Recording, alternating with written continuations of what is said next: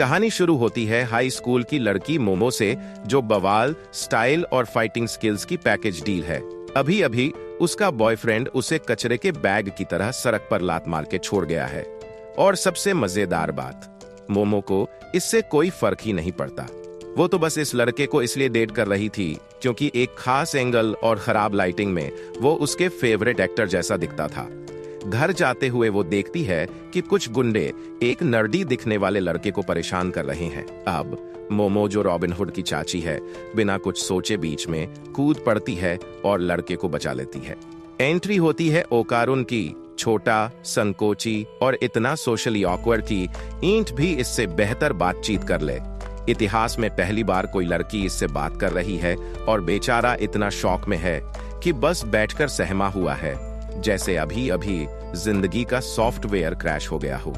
ओकारुन मोमो को किसी गॉडेस से कम नहीं समझ रहा। मोमो की बद्री के दुल्हनिया वाली एंट्री के बाद ओकारुन उसके सामने रास्ता रोककर खड़ा हो जाता है और फिर वो एक टूटे हुई एनपीसी की तरह बार बार वही वाक्य दोहराते हुए अनंत लूप में फंसा हुआ कहता है, मुझे पता है कि तुम मुझसे प्यार करती हो। मोमो बोर होकर कहती है, भाई मुझे हिप्नोटाइज करने की कोशिश कर रहा है या खुद को समझा रहा है। ओकारुन समझ जाता है कि अब उसकी इज्जत खतरे में है, इसलिए वो अपना फाइनल ब्रह्मास्त्र निकालता है, अपनी एलियन भूत चुड़ैल वाली एनसाइक्लोपीडिया। तुम्हें पता है, एलियन को एरिया 51 में देखा गया है और भूत दीवारों के आर पार जा सकते हैं। बिगफुट टाइम ट्रैवलर हो सकता है और बकवास करता रहता है। मोमो अनचाही नर्ड जानकारी के सागर में डूबती हुई इस आदमी को बचाने पर तुरंत पछतावा करती है। भाई बस कर, और हाँ, अपना मुंह बंद कर और निकल यहाँ से, इसीलिए तेरे दोस्त नहीं हैं। ओकारुन विंडोज अपडेट 99% पर फ्रीज होने जैसा वहीं स्टक हो गया। उसकी आत्मा भी अस्थायी रूप से चैट से बाहर हो चुकी थी। मोमो उसको फटकार लगाने के बाद थोड़ा बुरा महसूस करती है। वो जाते जाते रुकती है और पीछे मुड़कर कहती है, तू गलत है, भूत सच में होते हैं। ओकारुन अभी भी बफरिंग मोड में था। दिमाग में बस यही गूंज रहा था कि उसे 2 मिनट पहले ही फक ऑफ कहा गया था, लेकिन यह सुनते ही वो ऐसे देखने लगा जैसे मोमो ने अभी अभी कह दिया हो कि पृथ्वी फ्लैट है। अब वो रोमांस के सीन को तेल लेने भेज देता है और सुपर नेचुरल डिबेट चालू कर देता है, जहां मोमो मानती है कि भूत असली होते हैं पर एलियंस बकवास हैं। ओकारुन का कहना है कि एलियंस असली होते हैं पर भूत मजाक हैं, और इस तरह एलियंस बनाम भूत की जंग शुरू होती है। बिल्कुल समझदार लोगों की तरह वे इसे सुलझाने का तरीका ढूंढते हैं, एक दूसरे को जानलेवा चुनौतियों में धकेलकर।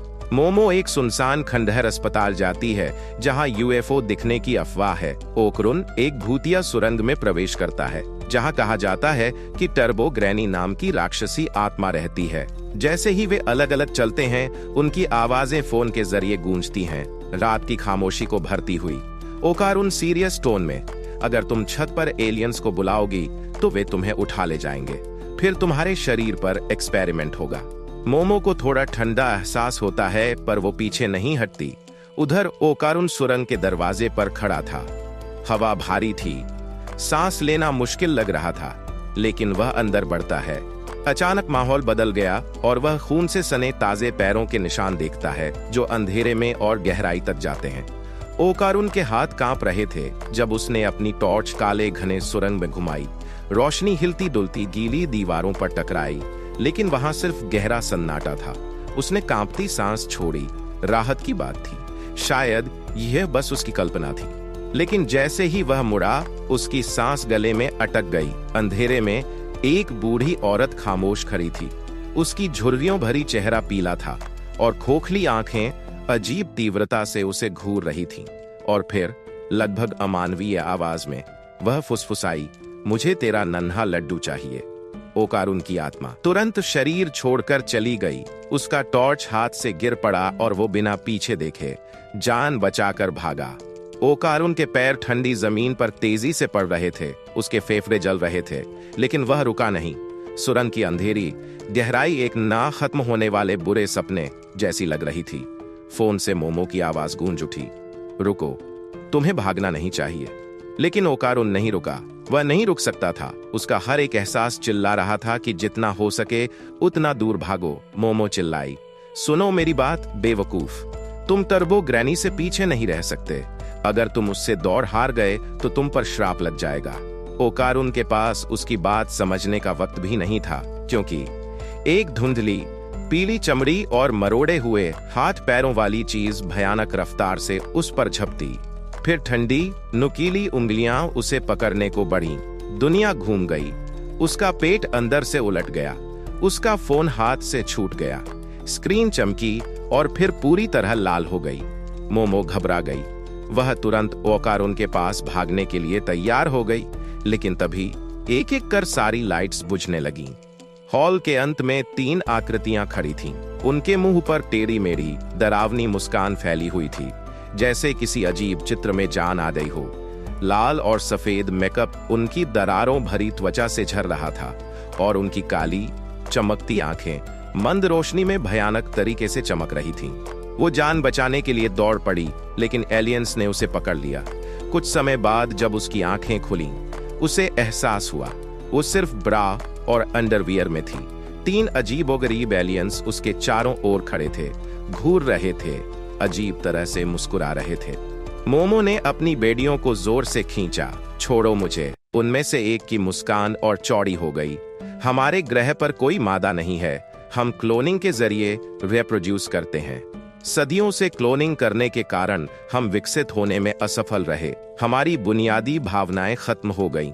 इसलिए इंसानों जैसी रिप्रोडक्शन क्षमता वापस पाने के लिए हमें तुम्हारा केला चाहिए। अब हम तुम्हारे साथ सेक्स करेंगे। सेक्स करने के बाद हम रिसर्च के लिए तुम्हारा गर्भाशय और तुम्हारा केला निकालेंगे। उसका खून जम गया। मोमो की चीख ने हवा को चीर दिया। वह कुर्सी पर तड़पने लगी। उसका शरीर गुस्से में ऐंठ रहा था। मैं अभी भी कुमारी हूं। तुम ब्रह्मांडीय कीड़ो। तुम मेरा गर्भाशय कभी नहीं ले पाओगे। एक एलियन ने अपना हाथ उसके माथे पर रखा। शांत रहो। अब हम अपनी फ्रीक्वेंसी से तुम्हें वश में करेंगे। मोमो को लगा जैसे कोई अदृश्य ताकत उसके दिमाग में घुस रही हो। उसकी दृष्टि धुंधली हो गई और उसने कुछ महसूस करना शुरू किया। मोमो के अंदर छिपी हुई आध्यात्मिक शक्ति जाग गई और उसने एलियंस की सेडक्शन फ्रीक्वेंसी को पूरी तरह से झेल लिया। अचानक उसका फोन बजने लगा। एलियन ने फोन उठाया ही था कि तभी एक जोरदार किक सीधा एलियन के जबड़े पर पड़ी और वो धड़ाम से पीछे गिरा। और फिर फोन की स्क्रीन से एक डरावना मरोड़ा खाया हुआ जीव रेंगता हुआ बाहर निकला। टर्बो ग्रैनी उसके मरोड़े खाए हुए हाथ पैर कट-कट की आवाज करते हुए आगे बढ़े। उसकी मुस्कान इतनी चौड़ी थी जैसे किसी ने जबरदस्ती फोटो खिंचवाने को कहा हो। बिना एक पल गवाए उसने एलियन पर झपट्टा मारा और सीधे उसके सबसे कीमती हिस्से पर अपने दांत गड़ा दिए। मोमो की आंखें फटी रह गईं। ओकारुन अभी भी चिल्ला रहा था, मोमो, वो मेरे अंदर घुस गई है। मैं उसे कंट्रोल नहीं कर पा रहा। तभी मोमो को समझ आया, टर्बो ग्रैनी ने ओकारुन को श्राप दे दिया है और अब वो श्राप हकीकत बनकर बाहर आ रहा था। लेकिन इससे पहले कि मोमो कुछ समझ पाती, एलियंस ने अपनी इंसानी खाल उतार फेंकी। उनके शरीर अचानक कीड़े मकोड़ों की तरह दिखने लगे। उनकी आंखें गुलाबी हो गईं, उनकी मांसपेशियां खिंच गईं और फिर उन्होंने मनोवैज्ञानिक हमले शुरू कर दिए। लेकिन टर्बो ग्रैनी उनसे भी तेज निकली।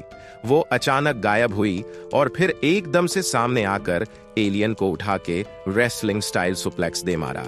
मोमो अभी ठीक से सांस भी नहीं ले पाई थी कि तभी दूसरा एलियन ग्रैनी को दीवार से पटक देता है और उसे जोर से दबा देता है। एक हाथ से टर्बो ग्रैनी को पकड़कर बेबस कर दिया और दूसरे हाथ से मोमो की तरफ अपना सेडक्शन फ्रीक्वेंसी छोड़ने लगा। वो अदृश्य ताकत मोमो के दिमाग पर हावी होने लगी, लेकिन तभी उसके अंदर कुछ जाग गया। वो डर नहीं था, घबराहट नहीं थी, बल्कि ताकत थी। मोमो के शरीर के अंदर एक प्राचीन ऊर्जा जाग उठी। उसी क्षण एलियन की मनोवैज्ञानिक शक्ति चकनाचूर हो गई। उसकी सारी चक्र खुल चुकी थी। मोमो को लगा जैसे वो अब अजेय हो गई है और अगले ही पल मोमो ने एलियन को ऐसी ड्रॉप किक मारी कि वो हवा में गोल घूमता हुआ दीवार से जा टकराया। जोर के धक्के से यूएफओ में भी गड़बड़ी आ गई।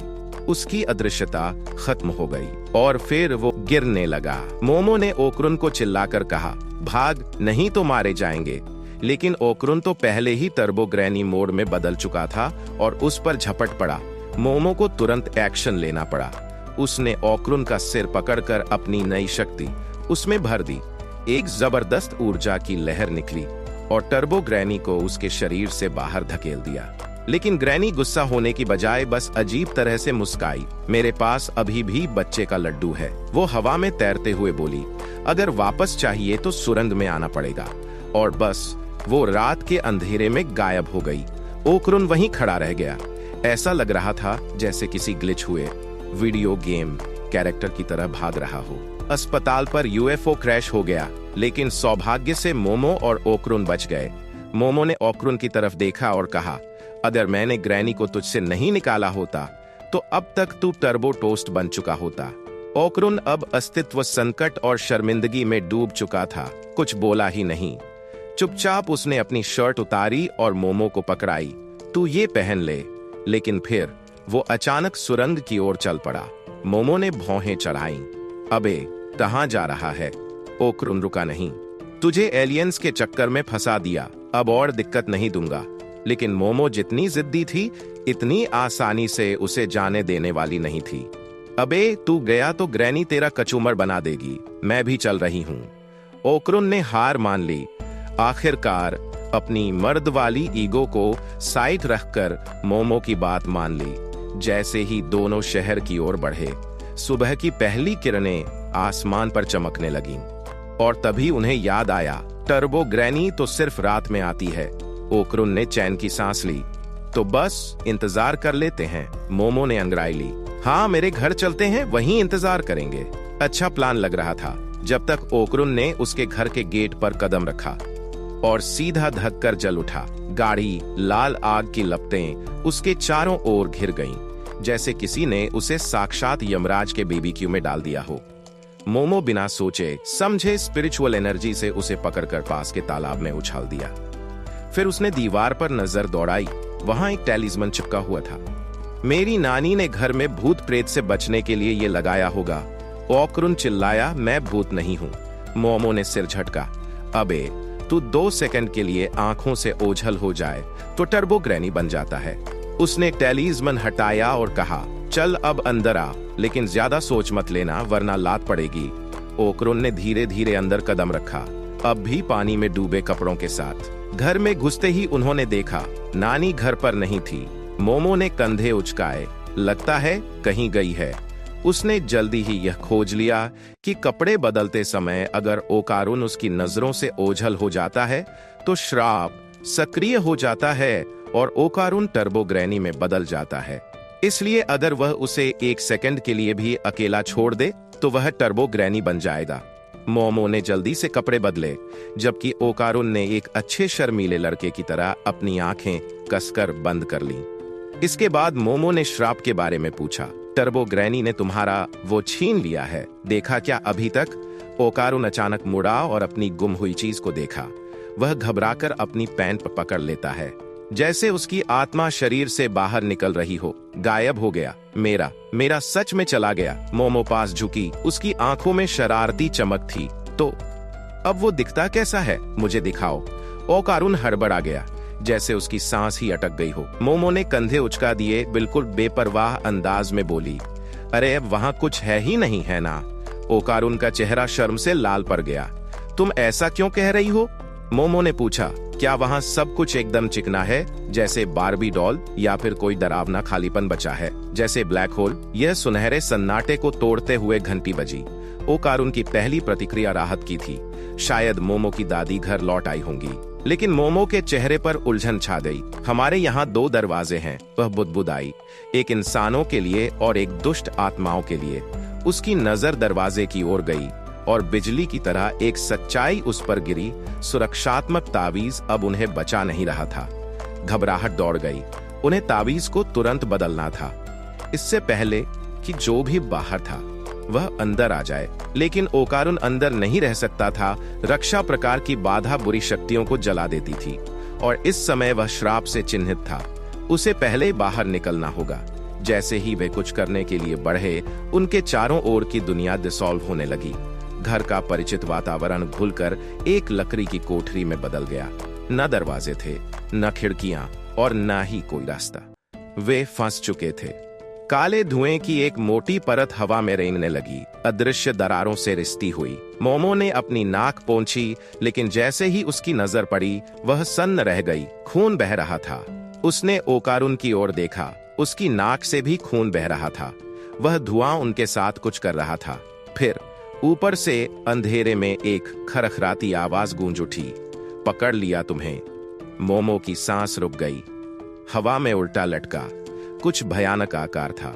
वह एक लकड़ी का एलियन था। वह अचानक झपट पड़ा। मोमो के पास प्रतिक्रिया करने के लिए मुश्किल से समय था। उसने ओकारुन को जोर से धक्का दिया और वे हमले से बाल बाल बच गए। लेकिन अफरा तफरी में तावीज उसके हाथ से छूटकर जमीन पर जा गिरा। वे दौड़े। वह प्राणी धुएं की तरह सरसराता हुआ आया, अमानवीय गति से उन पर झपटता हुआ। उसकी गूंजती बिगड़ी हुई आवाज चीख उठी, मुझे अपना केला दो। ओकारुन ठिठक गया। वे शब्द सुनकर वह एक पल के लिए चौंक गया। श्राप उसके भीतर हलचल करने लगा। उसका शरीर कांप उठा। टर्बो ग्रैनी में बदलने की प्रक्रिया उसके दिमाग पर पंजे गाड़ने लगी। वह पूरी ताकत से खुद को रोकने की कोशिश कर रहा था, पर उसका बायां हाथ वापस नहीं बदला। एक विचार उसके दिमाग में कौंधा। उसने अपने अधूरे रूपांतरित हाथ को देखा और एक योजना बनाई। मोमो, उसने पुकारा, मुझे मानसिक रूप से स्थिर रखो, लेकिन मेरे शरीर को श्राप के प्रभाव में जाने दो। मोमो हिचकिचाई। मैं टर्बो ग्रैनी की गति और ताकत का उपयोग कर पाऊंगा, लेकिन अपना नियंत्रण नहीं खोऊंगा। उसने जिद की, बस मुझ पर भरोसा करो। मोमो ने गंभीरता से सिर हिलाया और अपनी आध्यात्मिक ऊर्जा केंद्रित की। परिवर्तन पूरा हुआ, पर केवल शारीरिक रूप से। ओकारुन का शरीर अब खौफनाक शक्ति से भरा था, लेकिन उसका दिमाग साफ था। बस एक समस्या थी, उसकी बोलने की शैली बदल गई थी। साला, ये तो कोई खतरनाक ताकत है, ओकारुन बड़बड़ाया, अपनी ही बातों पर हैरान होकर। मोमो कराह उठी, तुम सड़क के गुंडों की तरह क्यों बात कर रहे हो? लेकिन यह सोचने का समय नहीं था। ओकारुन बिजली की रफ्तार से झपटा और अपनी तीव्र गति में एक सटीक वार से राक्षस की उंगलियां काट डालीं। लेकिन जैसे ही उसका हमला सफल हुआ, उसका शरीर तरप उठा। उसके सीने में भयानक ऐंठन हुई और उसने खून उगल दिया। श्राप का बोझ बहुत भारी था। एलियन ने अवसर नहीं गंवाया। उसने पूरी ताकत से ओकारुन पर वार किया और उसे जमीन पर पटक दिया। जमीन टूटकर चकनाचूर हो गई।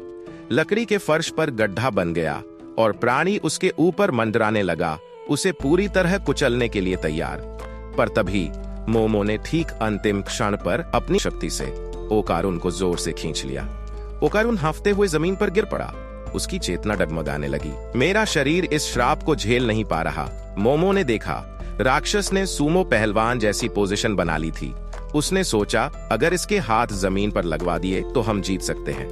ओकारुन तुरंत समझ गया। आखिरी जोर लगाकर उसने फिर से रूप बदल दिया। अपने शरीर की सीमा से परे जाते हुए वह सीधा राक्षस के पैरों पर झपटा और एक ही जबरदस्त प्रहार से उन्हें चकनाचूर कर दिया। विशालकाय प्राणी लड़खड़ाया। उसके भारी हाथ जमीन पर आ गिरे। हम जीत गए, या कम से कम उन्हें ऐसा ही लगा। लेकिन तभी अप्राकृतिक तरीके से मुड़ते हुए राक्षस हवा में ही पलटा और अपनी टांगों पर आकर खड़ा हुआ। एक विशाल हाथ ने हवा में ही मोमो को जकड़ लिया। वह कुछ समझ पाती इससे पहले ही उसे जोर से दीवार पर पटक दिया गया। झटका इतना भयानक था कि उसकी हड्डियां तक हिल गईं, लेकिन संभलने का कोई मौका नहीं मिला। एक और घूंसा पड़ा, जिसने उसे दीवार से चिपका दिया। मोमो की नजर धुंधलाने लगी। उसके शरीर में दर्द की लहर दौड़ गई, लेकिन इसी धुंध में उसे ओकारुन दिखा। वह अपना नियंत्रण खो रहा था। धीरे धीरे टर्बो ग्रैनी के शिकंजे में फंसता जा रहा था। बची हुई थोड़ी सी ताकत जुटाकर उसने अपनी आध्यात्मिक ऊर्जा बाहर की, उसे खुद से जोड़ते हुए। अभी नहीं, इस तरह नहीं। और फिर उसने राक्षस पर चीटिंग करने का इल्जाम लगा दिया। राक्षस गुस्से से तेजी से घूंसे बरसाने लगा। हर बार उसे और गहराई तक दीवार में धकेल रहा था, जिससे सतह पर दरारें फैलने लगीं। वह जानबूझकर राक्षस को उकसाती रही, एक के बाद एक हमला झेलती रही, यह जानते हुए कि हर मुक्का उसे दरारों में और अंदर धकेल रहा है। उसका लक्ष्य इतना गहराई तक जाना कि वह द्वार की सीमा पार कर सके। जैसे ही उसे लगा कि दरार पर्याप्त गहरी हो गई है, उसने अपनी आत्मिक ऊर्जा का उपयोग करके ओकारुन को उठाया और गहराई में कूद गई। साथ ही द्वार पर ताबीज चिपका दिया। असर तुरंत हुआ। राक्षस चीख पड़ा, उसका शरीर आग की लपटों में घिर गया, वह जलकर राख हो गया। उसकी भयावह मौजूदगी पूरी तरह मिट गई। काला धुआं छंट गया। लकड़ी का वह डरावना कमरा गायब हो गया और उसकी जगह खड़ा था मोमो का घर, साफ सुथरा, पूरी तरह अछूता, जैसे कुछ हुआ ही ना हो। मोमो ने लंबी सांस ली। राहत की लहर उसके ऊपर छा गई, लेकिन उसके साथ ही थकान भी आई। अंधेरा उसकी आंखों के सामने उतरने लगा। बेहोश होने से पहले उसने आखिरी चीज जो देखी वह थी ओकारुन का चिंतित चेहरा। और फिर जैसे ही मोमो बेहोश हुई, ओकारुन फिर से बदलने लगा। टर्बो ग्रैनी लौट आई थी।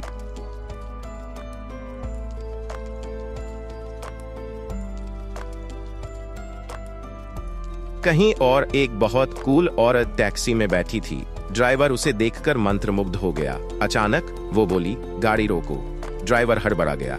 मैडम, यहाँ तो कुछ भी नहीं। वो बोली, बोला ना, गाड़ी रोको। वो बाहर निकली। बिना मुड़े उसने बस इतना कहा, अगर जान बचानी है तो भाग लो। इसी दौरान टर्बो ग्रैनी मोमो के बेहोश शरीर के ऊपर खड़ी थी, एक हॉरर मूवी के विलेन की तरह अजीब तरीके से हंसते हुए। उसने उसका पैर अजीब तरीके से उठाया, शायद कुछ बेहद भयानक करने की तैयारी कर रही थी। तभी एक ईंट और एक तेज रफ्तार उड़ती सुई सीधे टर्बो ग्रैनी की खोपड़ी से टकराई, जिससे वह जोर से पास के पानी में जा गिरी। यह कोई और नहीं बल्कि मोमो की दादी थी, जो एक तांत्रिक थी, अब जंग थी। ग्रैनी बनाम ग्रैनी।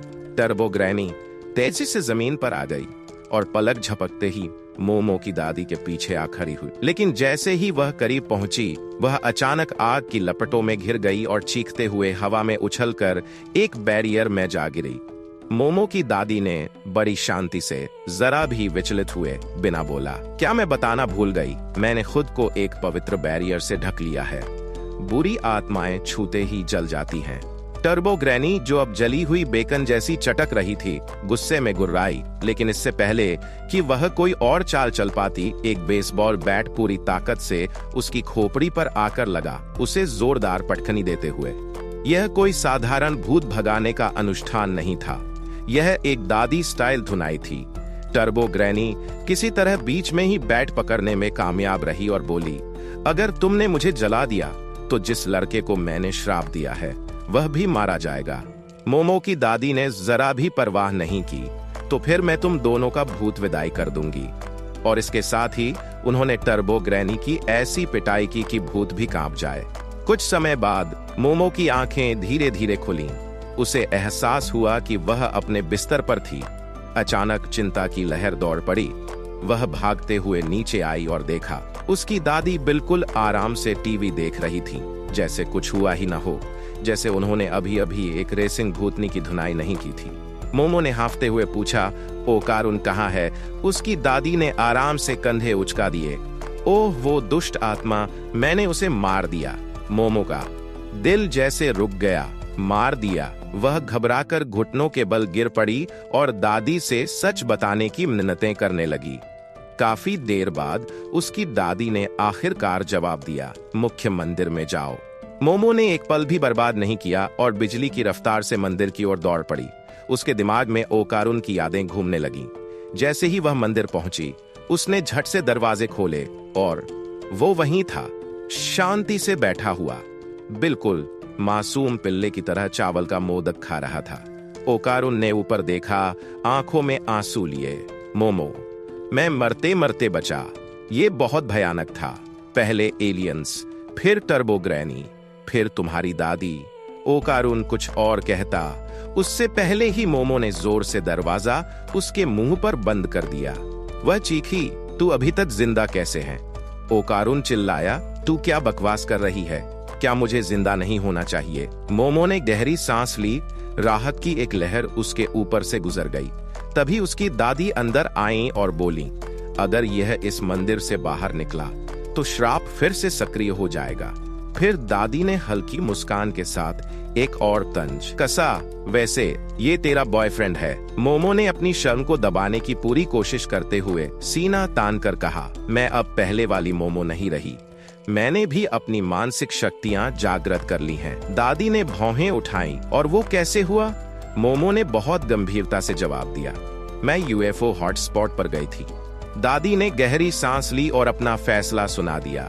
ये अब तक की सबसे बेवकूफी भरी बात है जो मैंने सुनी है। मोमो ने भौचक होकर कहा, अरे तुम भूत, श्राप और प्राचीन तांत्रिक क्रियाओं में विश्वास करती हो, लेकिन यूएफओ पर आकर तुम्हारी आस्था डगमगा गई। मोमो और दादी की बहस बढ़ ही रही थी कि दादी ने अचानक एक बड़ा राज खोल दिया। वैसे टर्बो ग्रैनी के बारे में, वो एक भयानक आफत है।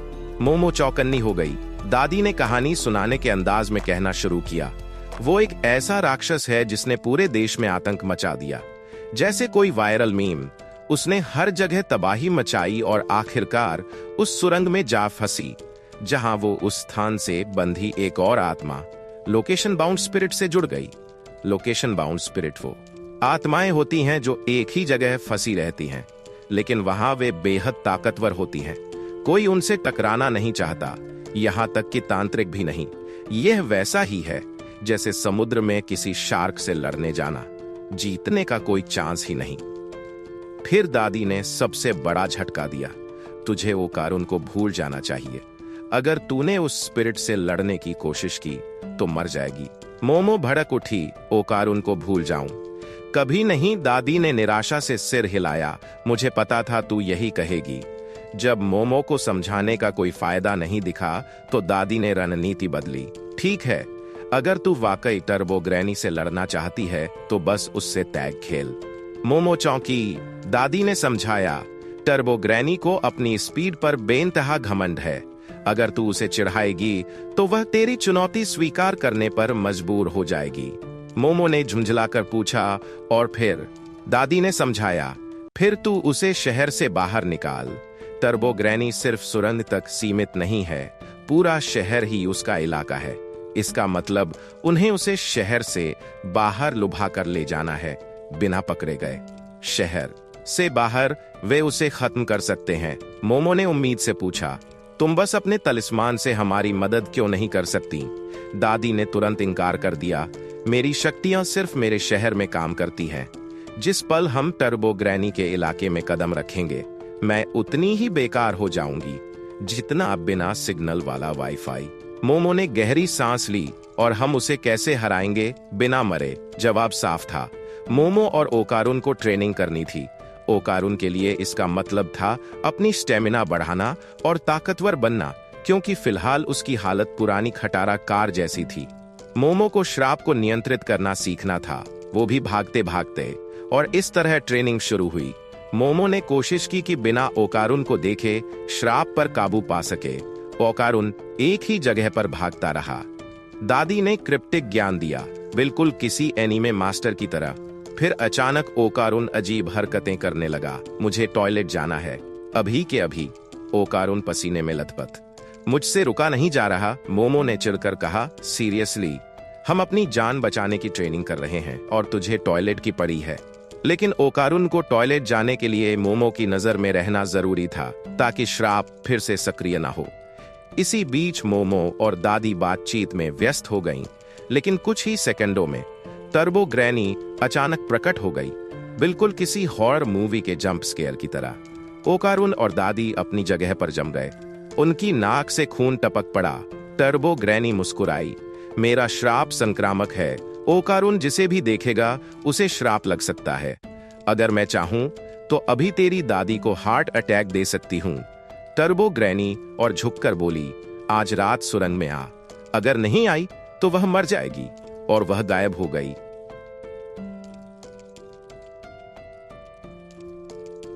उस रात दादी ने मोमो के लिए एक छोटा सा सेरेमनी तैयार किया। मोमो को गले लगाते हुए उन्होंने धीरे से कहा, कोशिश करना कि जिंदा लौटे, ठीक है? अब एक अजीबोगरीब धार्मिक ड्रेस पहने मोमो और ओकारुन निकल पड़े इतिहास के सबसे बड़े टैग गेम के लिए।